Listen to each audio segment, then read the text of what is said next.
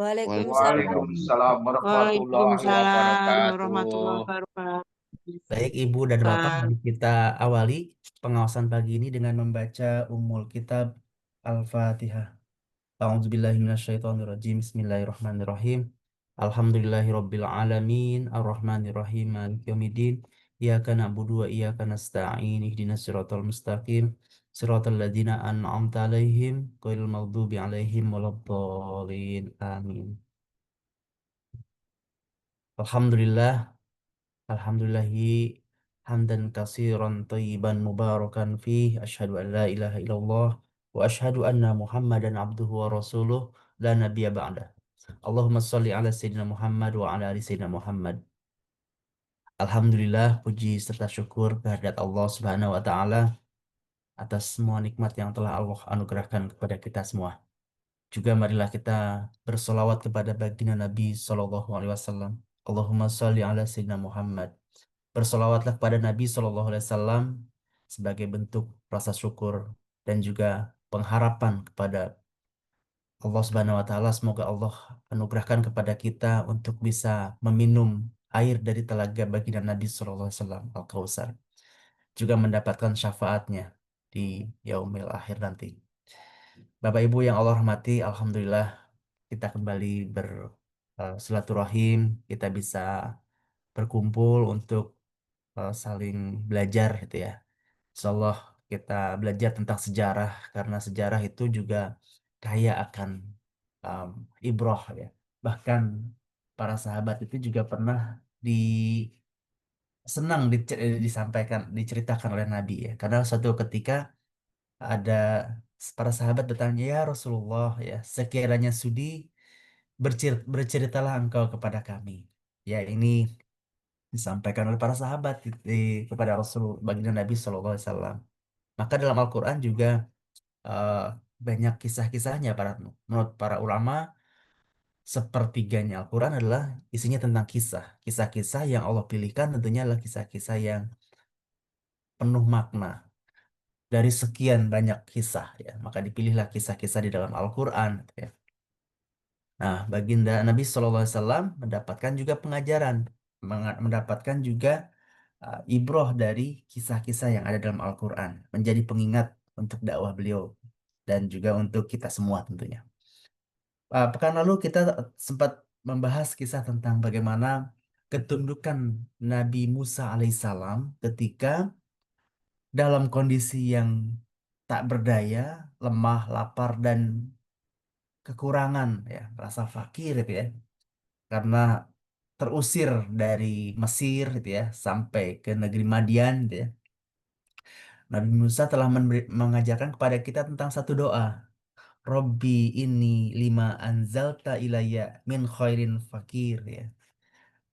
Berdoa Nabi Musa alaihissalam ya, meminta kepada Zat yang Maha Pengatur segala urusan, yang menguasai kehidupan kita.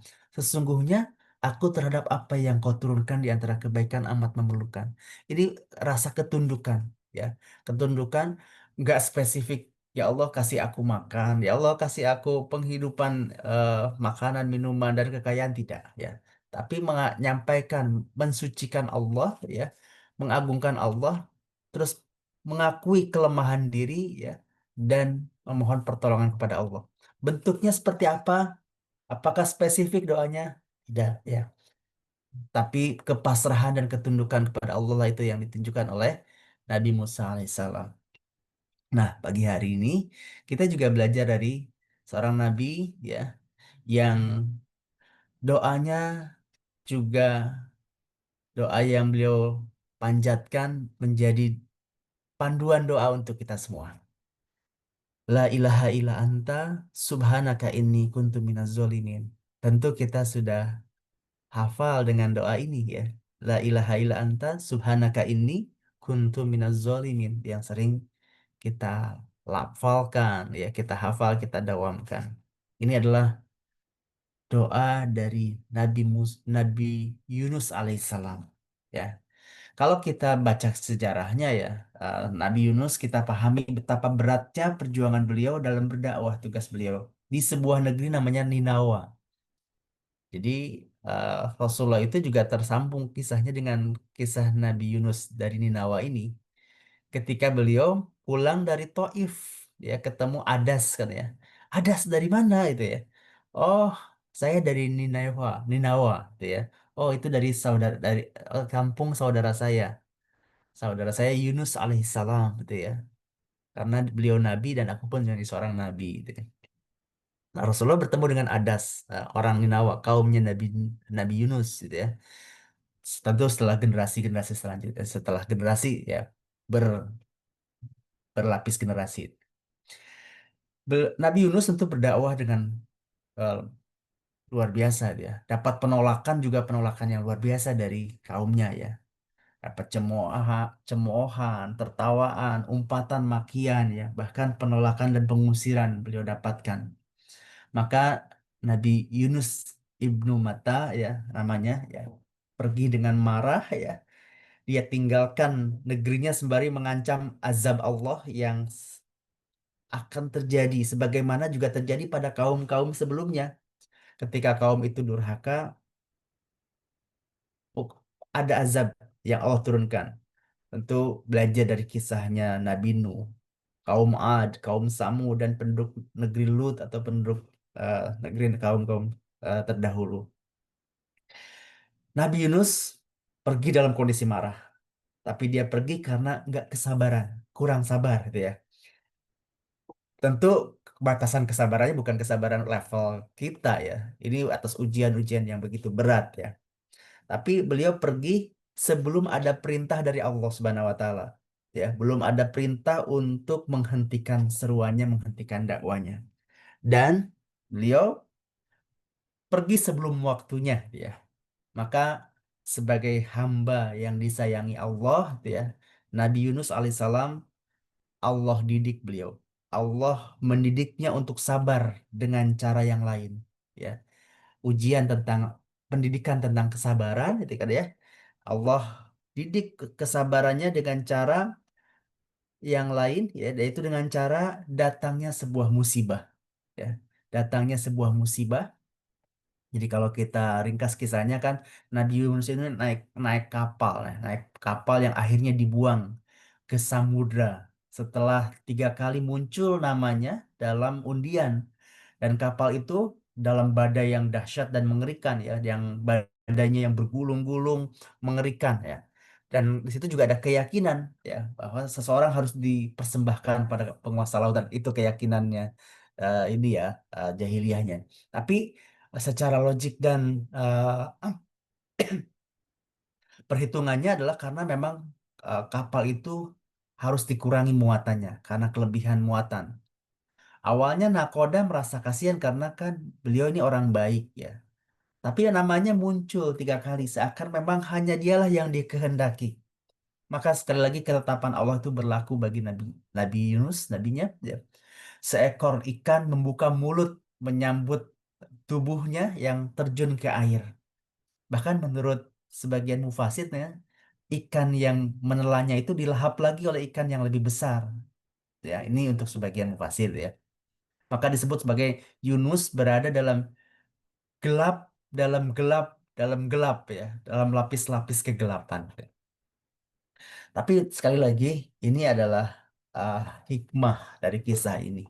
Di antara hikmah yang selalu melekat pada setiap musibah adalah selalu pada pertanyaan, apa salah saya ya? Apa salah hamba ya Allah sehingga cobaan ini menimpa?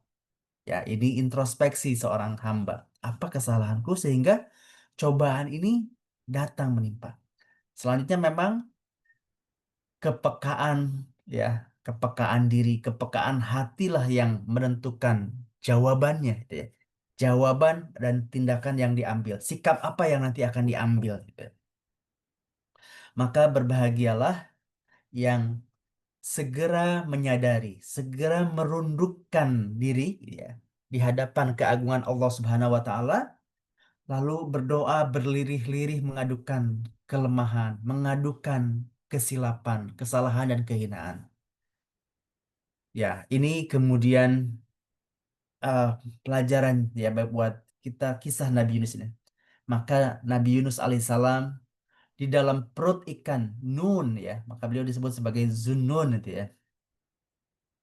Ini dalam kasih sayangnya Allah, Allah membukakan pintu agar dosa-dosa menjadi jalan kembali dari pelarian diri ya.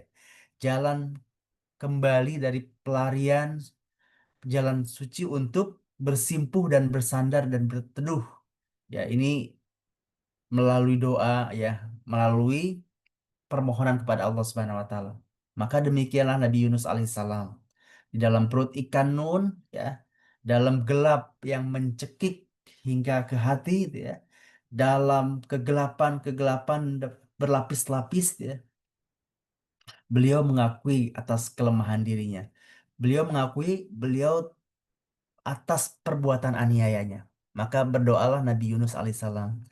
La ilaha illa anta subhanaka inni kuntu minaz zalimin. Doa yang diabadikan dalam Al-Quran, surat Al-Anbiya, surat ke-21 ayat 87. Ini pengakuan, ya Allah ya, la ilaha illa anta. Tidak ada ilah selain engkau ya Allah. Subhanaka inni, subhanaka maha suci engkau inni kuntu minaz zalimin. Sungguh aku termasuk orang-orang yang berbuat zolim, berbuat aniaya. Maka kemudian doa Nabi Yunus ya. Doa betapa sederhana tapi indah dan mesra doa Nabi Yunus ini.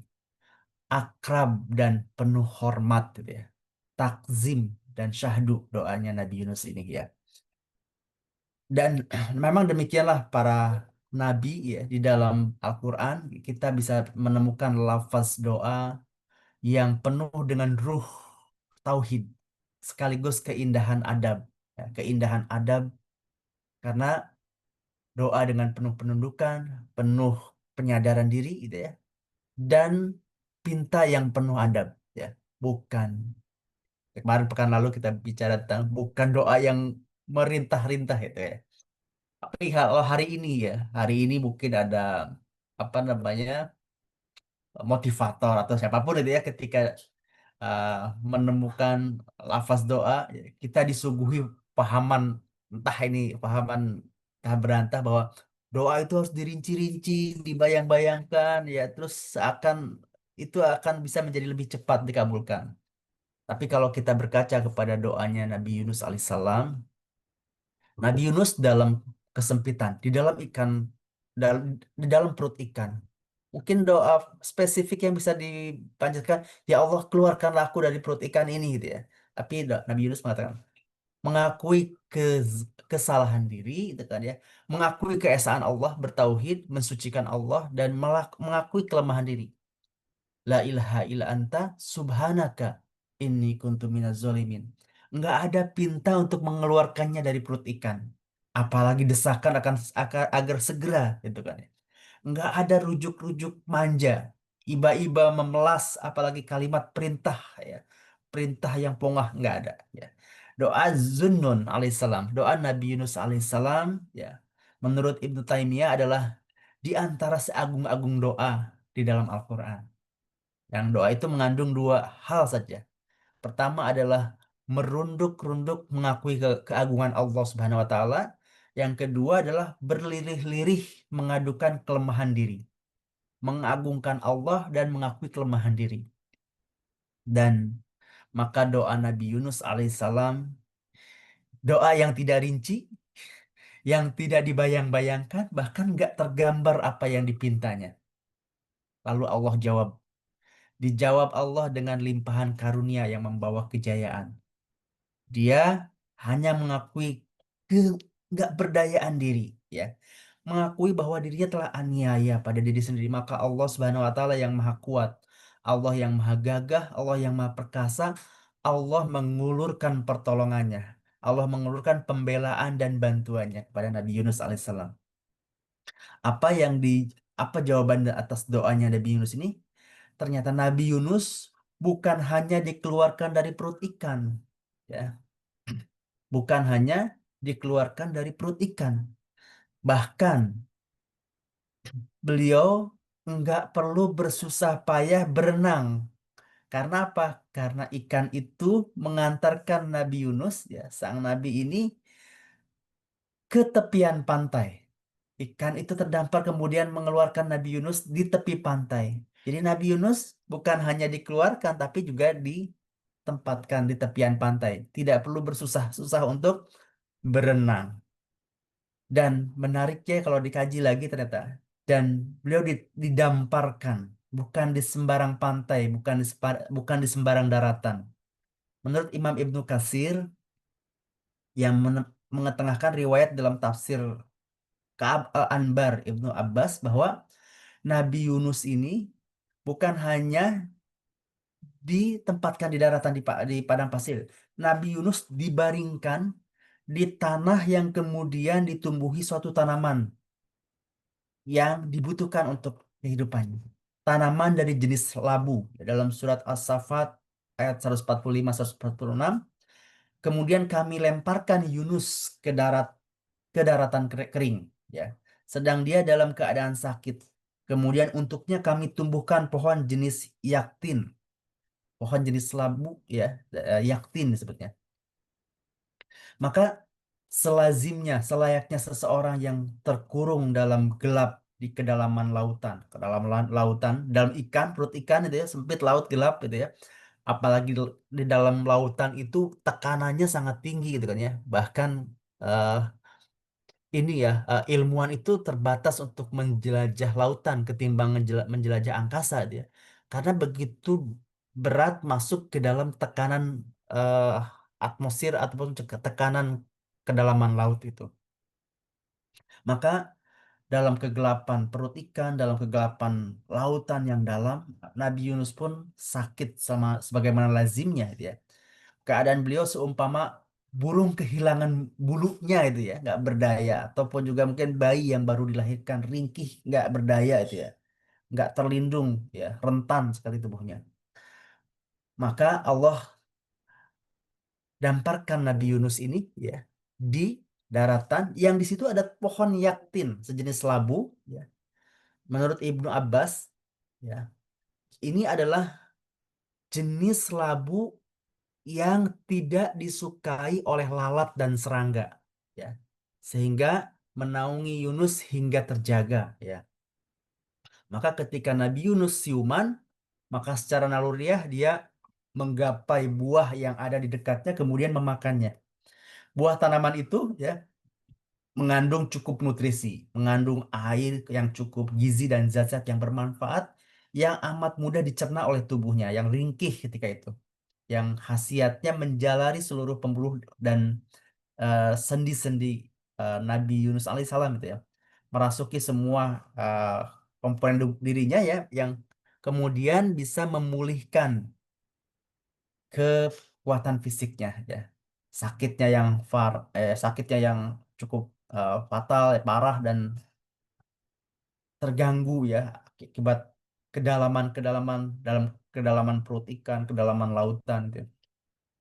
Maka kemudian Nabi Yunus pun bugar kembali, ya, bersemangat dan beriktikad, berjanji kepada Allah Subhanahu Wa Taala untuk teguh, untuk istiqomah dan nggak menyerah dalam berdakwah kepada kaumnya.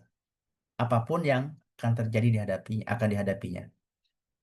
Tetapi sekali lagi, alangkah takjub penuh kesyukurannya Nabi Yunus alaihissalam ketika kembali ke kampungnya, ke negeri Ninawa, ya. Justru seluruh kaumnya justru telah beriman kepada Allah Subhanahu wa taala. Bahkan jumlah mereka menurut para ulama mengatakan bahwa lebih dari 100.000 orang yang beriman ya. Nah, maka inilah betapa berkahnya doa Nabi Yunus alaihissalam. Bukan hanya menjadi karunia atas keselamatan dirinya, tapi doa itu bahkan menjadi anugerah hidayah. Anugerah hidayah bagi begitu banyak manusia dari kaumnya. Maka dakwah Nabi Yunus berjaya tepat pada saat dia merasa mengakui bahwa dirinya lemah, mengakui dirinya berdosa di hadapan Allah yang Maha Kuasa. Dakwahnya Nabi Yunus berjaya ketika dia mengakui dirinya aniaya dan hatinya tunduk memuliakan Allah Azza wa Jalla. Dan dakwahnya Nabi Yunus itu berjaya ketika dia merasa tidak berdaya. Ya, Dan kadang-kadang dalam kehidupan kita juga sama seperti itu. Kadang ya kita eh, bisa mendapatkan pertolongan gitu ya. Mungkin orang sales closingnya jadi istimewa ya karena kepasrahan, ngerasa tidak berdaya. Waduh mau kemana lagi lah ini nggak ngerti lah. Atas ketidakberdayaan maka kemudian ada ketundukan kepada Allah Subhanahu Wa Taala, kepasrahan mengakui bahwa hanya Allah yang menguasai kehidupan kita, mengakui kelemahan diri ya, kurangnya usaha, kurangnya ilmu gitu ya. Maka kemudian belajar dari kisah Nabi Yunus ya, maka Allah memberikan pertolongannya ya. Ketika kita mengakui atas kesalahan diri, kelemahan diri ya, merasa nggak berdaya dan mengagungkan Allah Subhanahu wa taala dengan tauhid yang benar. Maka kita lihat di sini ya, Allah muliakan Nabi Yunus alaihissalam ya. Dan ini pelajaran karena ada kesamaan juga dengan kisahnya baginda Nabi Shallallahu Alaihi Wasallam. Ya. Nabi Shallallahu Alaihi Wasallam ketika saat-saat sebelum ketemu Adas kaumnya dari kaumnya Nabi Yunus ya, dari negeri kaumnya Nabi Yunus Ninawa ya. Rasulullah juga mengakui, ya Allah, ketika gagal berdakwah ke Taif itu kan ya, diusir, dilempari dengan luka dan penuh darah itu kan ya, terluka itu ya. Nabi mengakui bukan mencaci maki tentang orang-orang Taif itu gitu ya, tapi Rasulullah mengakui kelemahan dirinya ya, mengakui ya bertasbih kepada Allah, mengakui kelemahan diri, kurang ilmunya dan memohon ampun kepada Allah Subhanahu wa taala. Ya, dalam waktu dekat Rasulullah bertemu dengan seorang yang tidak disangka-sangka ya. Ada orang Ninawa bersimpuh di hadapan Rasulullah ya. Dan kemudian dalam jangka panjangnya justru orang Taif menjadi orang-orang yang beriman. Bahkan mereka menjadi orang-orang yang tetap teguh dalam keimanannya meskipun ketika ada gelombang kemusyrikan setelah wafatnya Rasulullah, orang-orang Taif itu tetap teguh pada keislaman dan ketauhidannya. Nah, rasa rendah, merasa kekurangan, ya eh, merasakan kita tidak berdaya tanpa pertolongan Allah Subhanahu Wa Taala. Ini menjadi kunci ya, kunci kemenangan, kunci keberhasilan dakwahnya Nabi Yunus alaihissalam. Ya, begitupun juga baginda Nabi Shallallahu Alaihi Wasallam. Dan kita juga diajari oleh Rasulullah Shallallahu Alaihi Wasallam tentang keinsafan bahwa kita itu tidak ada apa-apanya tanpa pertolongan Allah Subhanahu wa taala. Contoh dalam kehidupan sehari-hari misalkan. Dalam sehari kita dapat panggilan azan ya, ada hayya 'alas shalah ya, ajakan tentang mari kita sholat ya. Apa jawaban yang diajarkan oleh Rasulullah SAW ya? Bukan jawaban seperti kita lagi memotivasi sales team ya. Siapa kita? Ayo, siap siap ya. Pasti luar biasa itu ya. Tapi enggak. Ajakan tentang hayya 'alas shalah, hayya 'alal falah itu kan ya. Mari menuju keberhasilan, mari menuju kemenangan ya. Mari menuju kejayaan. Bukan jawabannya. Yes, yes luar biasa itu kan, bukan itu. Tapi Nabi Shallallahu Alaihi Wasallam, beliau setakwa-takwa manusia, setaat-taat hamba dan sekuat-kuat pengabdi kepada Robnya. Mengajarkan sebuah jawaban ketika ada azan. Hayya 'alas shalah, hayya 'alal falah gitu ya. Apa jawaban yang paling jujur itu adalah la haula wala quwata illa billah. Tidak ada daya untuk menghindar dari keburukan. Tidak ada kekuatan untuk melaksanakan ketaatan selain dengan pertolongan Allah yang Maha Tinggi, yang Maha Agung. La haula wala quwata illa billah. Ketika ada panggilan azan, ya, hayya 'alas shalah, hayya 'alal falah, ya. Jawablah dengan la haula wala quwata illa billah.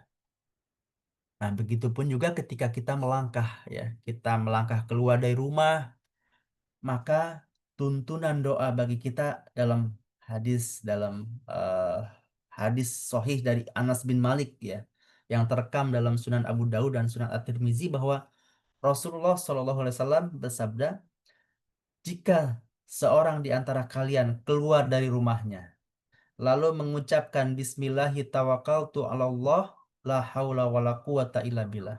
Ya, jadi kalau keluar dari rumah ya, ucapkanlah Bismillahi tawakkaltu 'ala Allah la haula wala quwata illa billah. Dengan nama Allah, aku bertawakal kepada Allah. Tidak ada daya dan kekuatan kecuali dengan kuasa Allah. Maka pada saat itu akan dikatakan kepadanya, kamu telah mendapat petunjuk, telah diberi kecukupan dan mendapat penjagaan, hingga setan-setan menjauh darinya. Lalu setan yang lain berkata kepada setan yang ingin menggodanya, bagaimana engkau akan menggoda seorang laki-laki yang telah mendapat petunjuk, kecukupan, dan penjagaan? Maka dengan izin Allah, dengan asma Allah, ini adalah ikrar iman kita. Ya. Nggak ada tempat bagi nama selain Allah, gitu ya. Bahkan nama kita dalam berangkat maupun kembali ya, berjalan maupun juga berhenti, dikala pulang maupun kita pergi ya dari rumah pulang pergi, hanya namanya yang layak diagungkan di setiap jejak tapak langkah kita berjalan dan kita berkendara. Nah, ini juga pengajaran buat kita ya. Ajaran dari Nabi SAW untuk menyerahkan kita bertauhid ya. La Bismillahi tawakkaltu 'ala Allah. La haula wala quwata illa billah. Ini belajar dari kisah Nabi Yunus alaihissalam ya. Nabi SAW juga menegaskan kepada kita semua bahwa kita menginsyafi bahwa Allah lah yang menjadi sandaran kita. Allah lah yang menjadi tempat kita berlindung ya. Dan doa Nabi Yunus ya tadi doa yang sederhana ya, simple ya, dan mudah diingat ya, mudah-mudah diingat dan dihafalkan, tapi ternyata itu adalah doa yang dahsyat ya. La ilaha illa anta subhanaka inni kuntu minaz zolimin ya. Diawali dengan ketundukan, kepasrahan bahwa Allah lah yang maha kuasa ya. Bahwa mengakui kelemahan diri, kezoliman dan dosa-dosa ya di hadapan Allah Subhanahu wa taala. Dan Allah karuniakan Nabi Yunus alaihissalam bukan hanya keluar dari ikan, perut ikan, tapi juga Allah damparkan di tempat yang tepat, ya, dapat juga makanan dari buah-buahan yang sangat dari buah labu yang dibutuhkan oleh untuk nutrisi tubuhnya, dan berkahnya juga untuk kaumnya Nabi Yunus alaihissalam yang kemudian beriman kepada Allah Subhanahu Wa Taala. Nah, karena ternyata kisah kisah Nabi Yunus tentu dengan kisah baginda Nabi Sallallahu Alaihi Wasallam punya beberapa kesamaan ya. Pertama, naluri ataupun juga tabiat dakwah para nabi itu adalah mendapatkan penolakan dari kaumnya. Nabi Yunus itu ya diutus kepada kaum Ninawa, awalnya menolak dakwahnya hingga beliau kemudian meninggalkan kaumnya karena kecewa. Ya. Rasulullah juga mengalami penolakan, ya, penolakan keras bahkan dari saudara dari kerabat kaumnya ya kaum Quraisy di Mekah, bahkan sampai mengalami penyiksaan dan pemboikotan ya dialami oleh baginda Nabi Sallallahu Alaihi Wasallam. Jadi naluriah, jadi tabiat, dan beliau juga mengalami ujian dan tekanan yang berat. Nabi Yunus mengalami ujian dengan masuk ke dalam perut ikan ya karena meninggalkan kaumnya sebelum mendapat izin dari Allah. Rasulullah diuji dengan berbagai penderitaan ya, kehilangan orang-orang yang terdekat ya, mengalami banyak sekali peperangan dan menjalani tekanan fisik dan psikologis dalam menjalankan dakwah. Dan doa dari kedua nabi ini ya, Nabi Yunus memberikan contoh doa kepada kita dalam perut ikan, dalam kegelapan dan berlapis-lapis. Kalimatnya yang terkenal, La ilaha illa anta subhanaka inni kuntum minaz zalimin. La ilaha illa anta subhanaka inni kuntum minaz zalimin. Rasulullah sering berdoa dalam berbagai keadaan ya, terutama dalam peristiwa kesulitan seperti perang Badar atau saat di Taif ya, dan doa dengan penuh ketundukan dan uh, kepasrahan kepada Allah Subhanahu Wa Taala. Dan di dalam Al-Quran ya, kisah Rasulullah juga pernah disebut dalam satu ayat bergandengan dengan kisahnya Nabi Yunus. Dalam surat Al-Qalam ayat 48, uh, ya dalam beberapa ayat Nabi Yunus disebut bersama Nabi Muhammad. Misalnya dalam surat Al-Qalam ayat 48 sebagai peringatan agar Rasulullah tidak bersikap tergesa-gesa seperti Nabi Yunus. Maka bersabarlah kamu Muhammad terhadap ketetapan Tuhanmu. Dan janganlah engkau seperti orang yang berada dalam perut ikan. Maksudnya adalah Zunnun gitu ya. Nabi Yunus alaihissalam. Ini eh, sekali lagi eh, kisah itu juga digunakan untuk menjadi pelajaran gitu kan ya. Kisah-kisah dalam Al-Quran itu juga pelajaran untuk pengajaran kepada baginda Nabi SAW dan kita semua untuk umatnya Rasulullah SAW.